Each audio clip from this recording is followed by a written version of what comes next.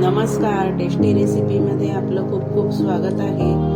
आज करणार आहोत आपण खानदेशी प्रकारची डाळ खिचडी। चला तर मग खिचडी करूया। त्यासाठी 1 वाटी बासमती तांदूळ घेतलाय, अर्धी वाटी तुरीची डाळ घेतलेली आहे। तुम्ही कुठलाही तांदूळ घेऊ शकता।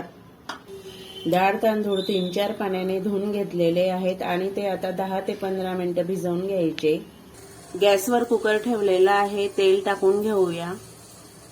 मोठे चमचे 2।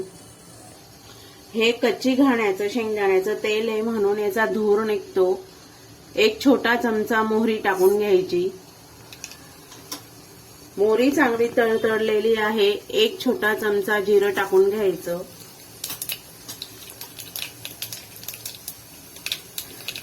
कढीपत्ता टाकून घ्यायचा। थोडा तेजपत्ता टाकून घ्यायचा, 2 पानं। कांदा टाकून घ्यायचा।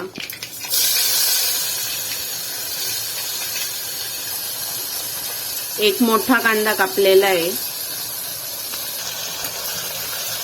मिक्स करून घ्यायचा कांदा। लसूण अद्रकची पेस्ट टाकून घ्यायची, 1 चमचा।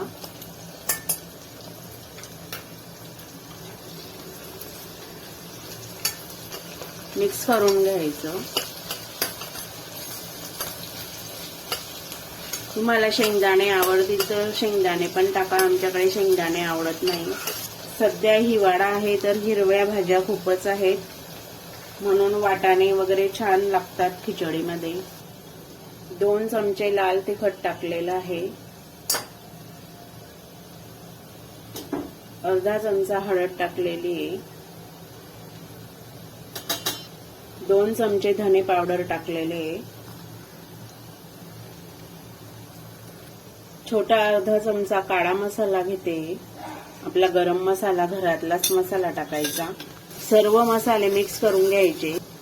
टोमॅटो टाकून घ्यायचा आहे, तुम्हाला नसेल आवडत नका टाकू।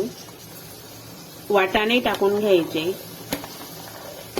सध्या हिवाळा आहे तर खूपच छान हिरव्या भाज्या मिळत आहेत। 1 मोठा बटाटा टाकून घ्यायचा। मिक्स करून घ्यायच्या सर्व भाज्या।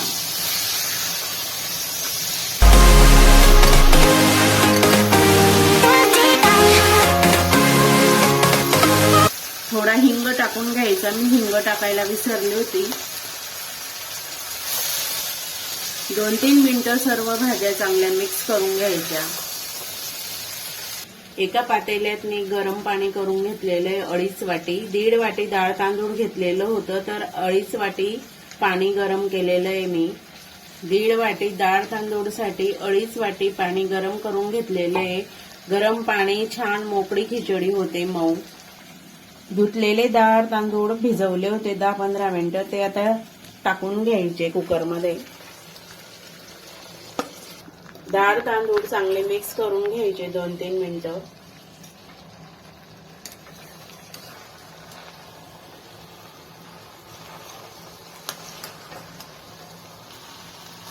गरम केलेलं पाणी टाकून घ्यायचं।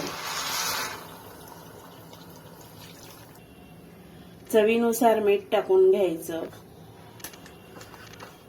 मिक्स करून घ्यायचं मीठ टाकलेलं।